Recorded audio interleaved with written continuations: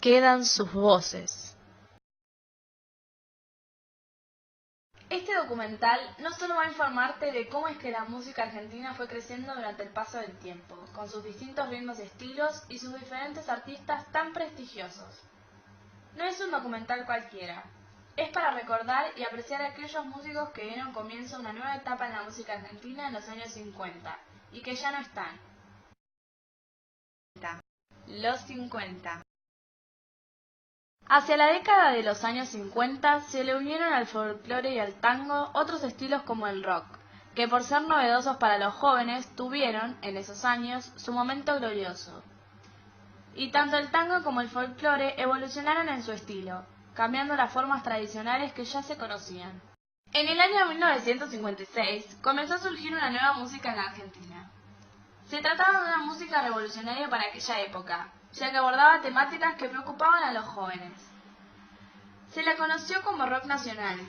Era una mezcla de rock and roll, blues rock, jazz rock, pop rock, punk rock, new wave, garage rock, entre otros estilos musicales afines. Argentina fue el primer país iberoamericano que, después de los del ámbito anglosajón, combinó los diversos estilos derivados del rock and roll con elementos autóctonos, desarrollando así una música de identidad propia. Además, al lograr trascender fuera de las fronteras de su país de origen y lograr la popularidad mainstream en el mundo hispanoparlante, fomentó el rock en los distintos países, creando nuevas escenas de rock en ellos y ayudando a su crecimiento. En 1957, Eddie Pequenino creó la primera banda de rock en Argentina, Mr. Roll y sus Rocks, quienes realizaron las primeras grabaciones de rock and roll en el país. Fue llamado el Bill Haley argentino y el primer rockero del país. En ese momento había aparecido una fuerte oposición cultural al rock and roll, con el argumento de que se trataba de música extranjerizante proveniente de la generación anterior, que oponían al carácter nacional del tango. Este aspecto de la confrontación generacional que comenzó entonces influiría considerablemente en el desarrollo de una corriente de rock nacional con características fuertemente diferenciadas, que buscaría diferenciarse del rock and roll mimético de las manifestaciones anglosajonas.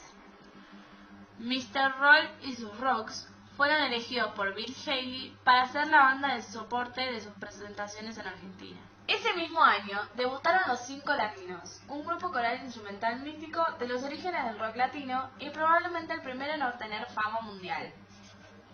Fue uno de los primeros en cantar rock en español, replicando el estilo doo-wop de The Platters. Estaba liderado por una mujer, algo fuera de lo común, Estela Raval, y su esposo el trompetista Ricardo Romero, junto con otros músicos. Enseguida grabaron su primer álbum, abriéndoles camino para una extraordinaria difusión internacional.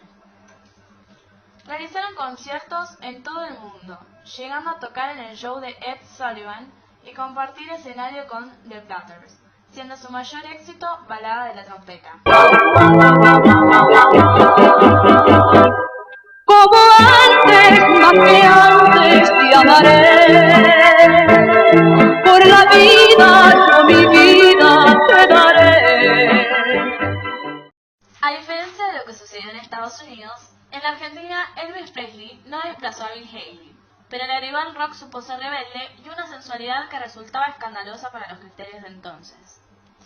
En 1958, con su llegada al país, Elvis pasó también a ser el modelo de los músicos locales.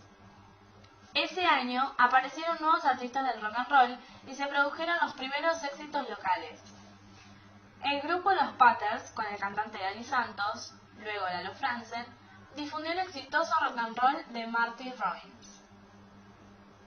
Ese mismo año, desde Radio El Mundo, surgió Billy Cafaro, con dos grandes éxitos: un cover de Paul Anka, Piti Piti, que vendió la extraordinaria cantidad de 300.000 copias, y Personalidad. Billy Cafaro produjo la primera rockmanía por una estrella local. Su popularidad fue fugaz, comenzando a decaer luego de grabar un rock alemán llamado Criminal Tango, que provocó serios enfrentamientos con los simpatizantes del tango, lo que lo llevó a emigrar a España.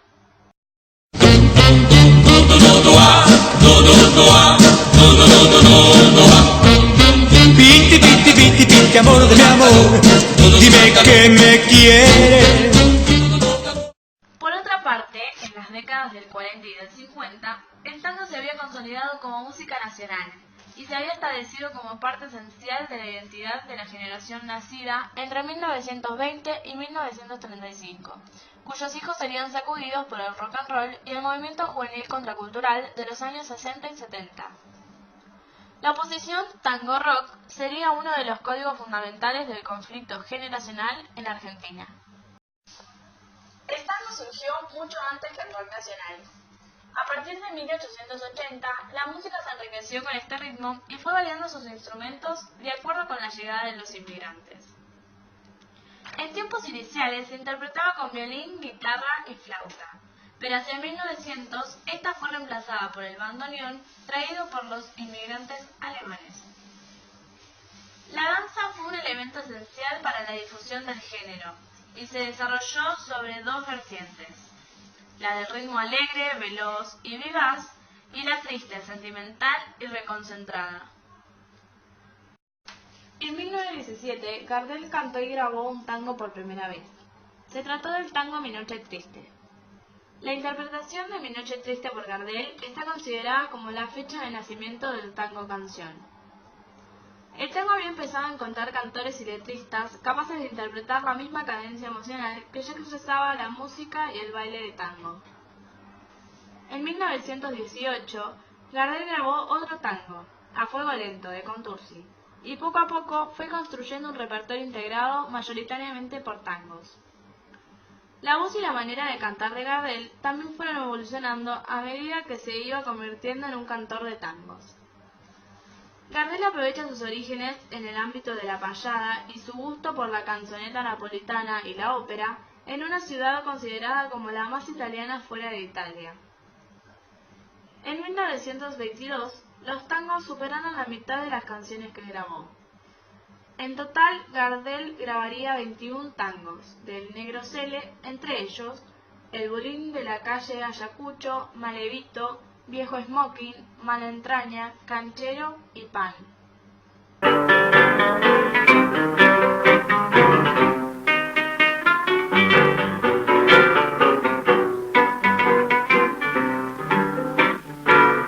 Percorso que mi augurate es lo mejor de mi vida, dejar completar mi herida.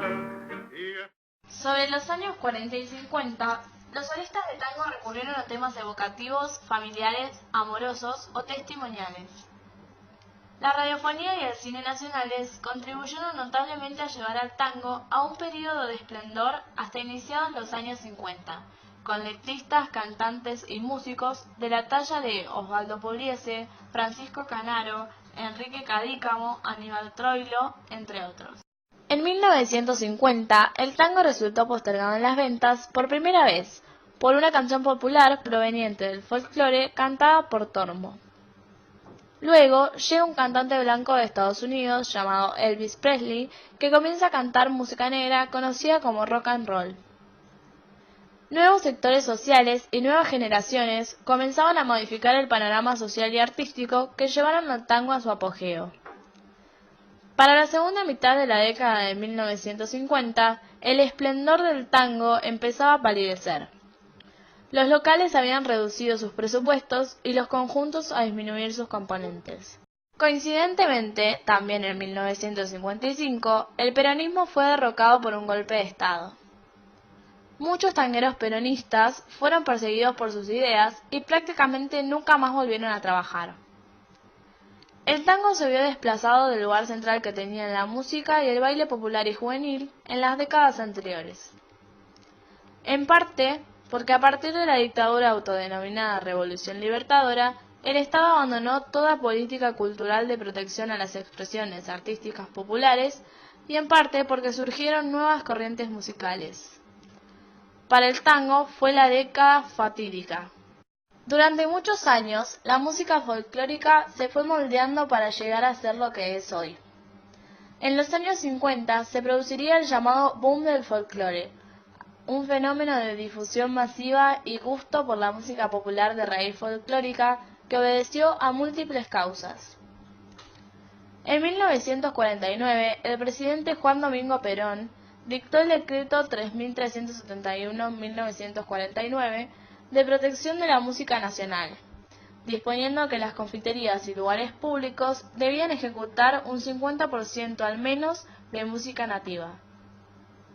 Las medidas promovieron una explosión de artistas y grupos folclóricos.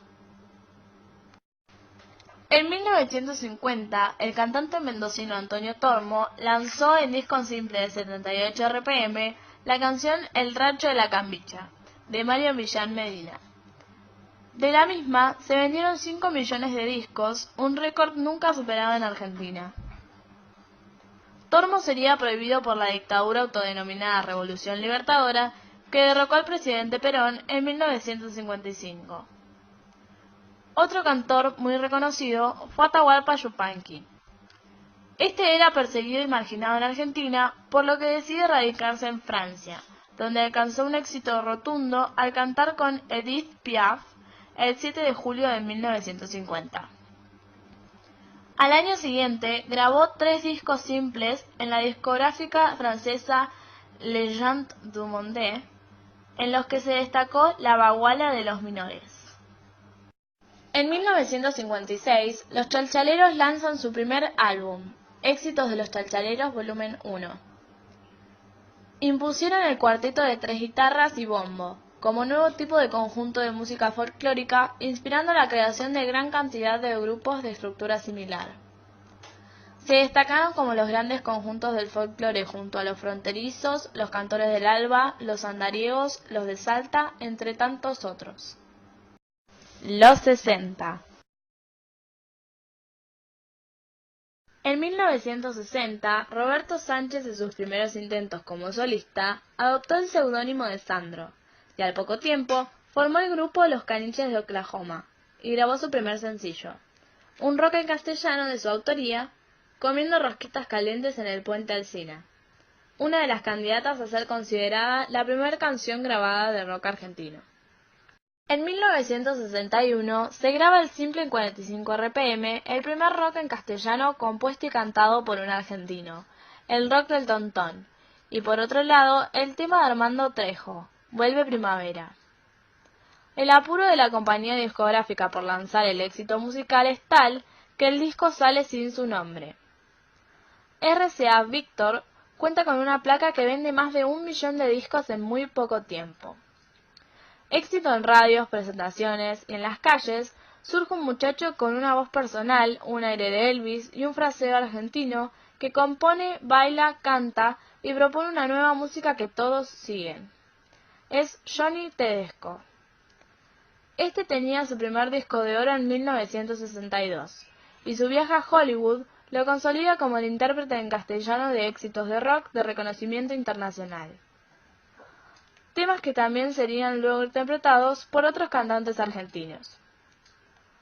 Posteriormente, Sandro graba versiones de Elvis que Johnny había grabado. A su vez, en 1961, el grupo de Sandro cambió de nombre por Los de Fuego. Al principio, el cantante del grupo fue Centurión, mientras que Sandro era la guitarra líder y la segunda voz. En 1963, Sandro y Los de Fuego grabaron una serie de versiones de temas de rock clásico y beat, también cantadas en castellano, convirtiéndose en uno de los grupos de mayor éxito comercial del momento. Luego, Sandro continuaría la carrera como baladista melódico romántico que lo llevaría a la fama en toda América Latina, abandonando para siempre el rock. En 1964, al igual que en el resto del mundo, el fenómeno Beatles cayó como una bomba en la Argentina. El rock internacional empalmó con una generación, nacida aproximadamente entre 1945 y 1960, politizada y movilizada a través de organizaciones estudiantiles y sindicales que comenzaba a enfrentarse en la calle a las dictaduras militares, con una activa participación de los jóvenes, tanto varones como mujeres, de la extensa clase media del país. Esa generación simbolizó su identidad con el rock y la revolución sexual, que opusieron como ruptura radical al tango y a la doble moral machista de sus padres.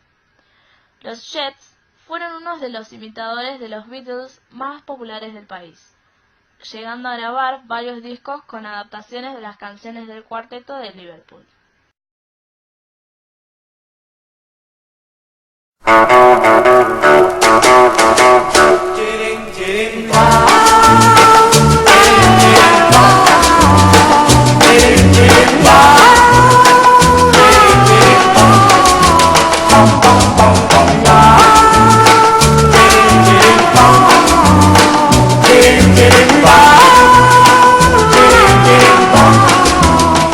Lindísima lana, eres mi vida, eres mi amor, solo tú, fotografía junto a mí. A mediados de 1964, Sandro y los de Fuego comenzaron a realizar una serie de actuaciones en la televisión de Argentina que terminó impulsándolo a la popularidad. Sandro fue llamado el Elvis criollo. A principios de 1965 apareció Sandro y los de Fuego, el primer álbum de Sandro, incluyendo versiones de los Beatles, Jerry Lee Lewis, Elvis, entre otros. Antes de finalizar ese año, se disolvieron los de Fuego, y Sandro formó una nueva banda soporte, The Black Combo. Al mismo tiempo, el rock se desarrollaba rápidamente en la Argentina. Cuando las invasiones uruguayas y británicas todavía estaban fuertes, otras corrientes comenzaron a contribuir al incipiente rock argentino. En la televisión, programas como Ritmo y Juventud y el Club del Clan, con cantantes como Palito Ortega y Chico Novarro, introdujeron un pop alegre y romántico. Nace la luz en el final.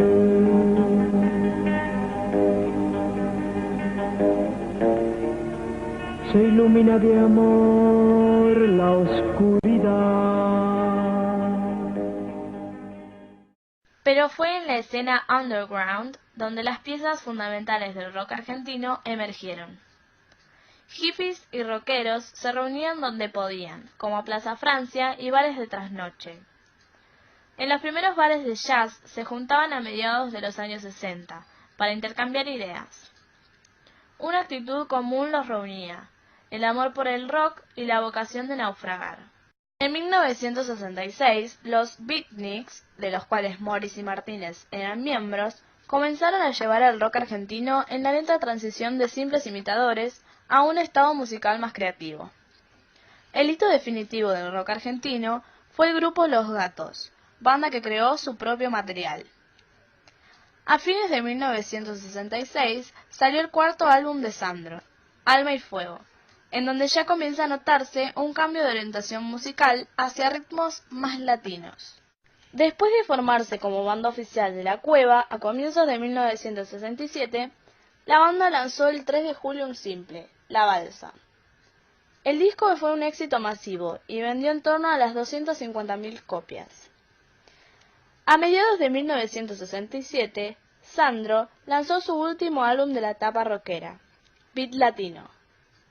Ya en el título del álbum se nota la decisión de dirigirse musicalmente hacia una fusión de nuevos ritmos provenientes del rock and roll con los nuevos ritmos y estilos latinos, especialmente la balada romántica, con el fin de desarrollar una música moderna y juvenil, pero también de fuerte arraigo popular. Durante este tiempo se formó Almendra, de Luis Alberto Spinetta, una de las bandas más importantes de esta etapa, y Manal, un exitoso grupo con orientación hacia el blues. Junto con Los Gatos, estas tres bandas son consideradas como la trilogía fundacional del rock argentino. Sin embargo, ninguno de estos grupos tendría una historia muy larga. De hecho, muchas de estas bandas se disolvieron a principios de los años 70. Mientras que en el folclore, en los años 60, se amplificaría el boom del folclore, con el lanzamiento de los grandes festivales de música folclórica como el Festival de Cosquín y el Festival de Jesús María. Los Huancahuá, fundados en 1960, renovaron las formas de interpretar el folclore. Tenía un estilo vanguardista e innovador en la forma de interpretar la música de raíz folclórica y especialmente por introducir la polifonía en el folclore argentino y latinoamericano. El folclore coral ya tenía antecedentes como la sorprendente experiencia precursora del cuarteto Gómez Carrillo en los años 40 y 50. Pero sería el éxito de los huancahuá lo que impulsaría la formación de grupos vocales en Argentina. Hasta ese momento, la mayoría de los conjuntos trabajaba a 2 voces, excepcionalmente a 3 voces. Los grupos vocales comenzaron a introducir cuartas y quintas voces, contrapuntos, contracantos y en general a explorar las herramientas musicales de la polifonía y de antiguas formas musicales diseñadas para el canto como el madrigal, la cantata, el motete, entre otras. Poco después, el dúo Leda y María, integrado por María Elena Walsh y Leda Valladares, presentó los espectáculos Canciones para Mirar en 1962 y Doña Disparate y Bambuco en 1963, que marcaron un hito en la historia cultural de los años 60. De allí surgió una forma mucho más abierta de comprender la música folclórica y sobre todo una serie de canciones y personajes infantiles que formaron a varias generaciones. Mercedes Sosa, en ese mismo año, alcanzó la consagración popular de manera impensada. Se desarrollaba la 5ª edición del Festival Folclórico de Cosquín, que se había convertido en el centro del boom del folclore en Argentina, cuando el músico Jorge Cafrune, por iniciativa propia y en contra de los deseos de los organizadores, hizo subir al escenario a Mercedes Sosa, de entre el público donde se encontraba. Mercedes subió al escenario y cantó Canción del Derrumbe Indio, de Fernando Figueredo Iramain, acompañada solo por su bombo. Contrastando con la discriminación política, social y étnica a la que fue sometida por las autoridades, el público estalló en aplausos y vivas aún antes de que finalizara la canción, convirtiéndola en la sorpresa del festival. El éxito de Cosquín le significó de inmediato un ofrecimiento del sello Polygram para grabar un álbum que salió en 1966 con el título de Yo no canto por cantar, con el que alcanzó una fama que nunca la abandonaría. Los 70. Almendra se separó en 1970. Spinetta formó entonces Pescado Rabioso, y los demás miembros Color Humano y Aquelarre. A principios de la nueva década destacaron también Box Day, cuya mezcla de hard rock y melodías sutiles refrescó el movimiento. Su álbum La Biblia es uno de los discos definitivos de comienzos de la década. A comienzos de los 70 se produjo la primera diversificación real del rock nacional. En realidad, la división se había producido un tanto antes, cuando algunas bandas comenzaron a tocar un rock más pesado, mientras que el mundo entraba en la época del heavy metal. Entre estas bandas estaban Pescado Rabioso, Box Day y Billy Bond y la Pesada del Rock. Pero de todas las bandas de heavy metal, Pappo's Blues se convertiría en la banda de metal y blues más influyente de su época, llegando a obtener reconocimiento en el exterior. Mientras los años 70 avanzaban, el rock acústico continuó como uno de los estilos más populares del país. Y por primera vez en su historia, el rock argentino comenzó a aparecer en el exterior. Sui Generis y Pastoral ganaron cierta popularidad en otros países de América Latina y el segundo grupo hasta llegó a editar un EP. Sui Generis, banda integrada por Charly García y Nito Mestre, comenzó a pasar de un rock clásico y acústico a un sonido más eléctrico y visceral.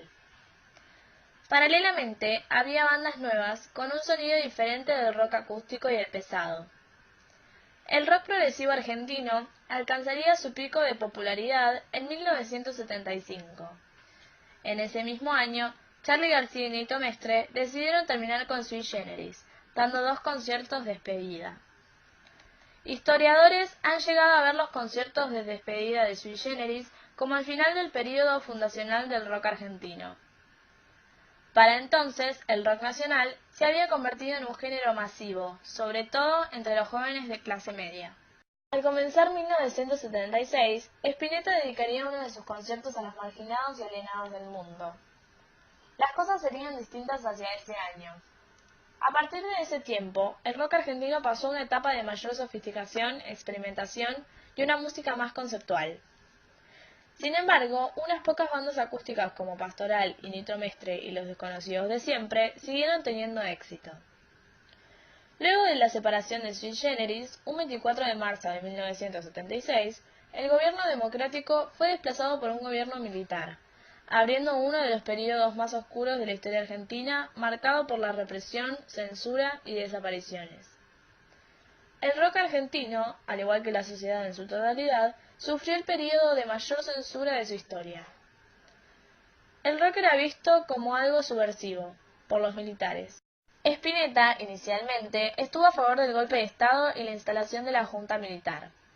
Pero ese apoyo se transformó en rechazo y horror cuando empezó a darse cuenta de la política represiva y la desaparición de personas. Además, encabezó su tercera banda, Invisible, en esos años. El power trío de hard rock progresivo se convertiría en un cuarteto para su último disco, orientado más hacia la canción y con matices de música autóctona, como la presencia de un bandoneón, que convencería al público y a la crítica. Reino de Munt, otra banda de rock progresivo, contaría con Raúl Porchetto y un joven Alejandro Lerner en sus filas. Invisible se separa a principios de 1977, cuando estaba en el pico de su popularidad. Antes de eso, da 2 recitales históricos. El rock argentino continuó con su sonido sinfónico durante el fin de la década. Sin embargo, los años 1977 y 1978 estuvieron marcados por la separación de varias bandas. En la cúspide del rock progresivo, Crucis y Espíritu se convirtieron en los 2 grupos más conocidos del período. La máquina de hacer pájaros también contó con popularidad, siendo su primer disco un gran ejemplo del rock progresivo de la época. En 1977, Crucis se separó, al igual que Pappo's Blues. Aquelarre retornó de España, pero luego de una gira, los músicos Charly García, Oscar Moro, David Lebón y Pedro Aznar lograron con Serú Girán cosechar una gran oportunidad de su propio estilo de rock, llegando al público de las clases bajas tanto como a los sectores medios altos. El primer álbum de la banda estuvo influenciado por la música brasileña, ya que vivieron unos meses en Brasil, combinada con el rock progresivo y el jazz. Gracias a todas aquellas personas que nos enseñaron lo grandes que podemos ser en la industria de la música, y que también podemos marcar la diferencia.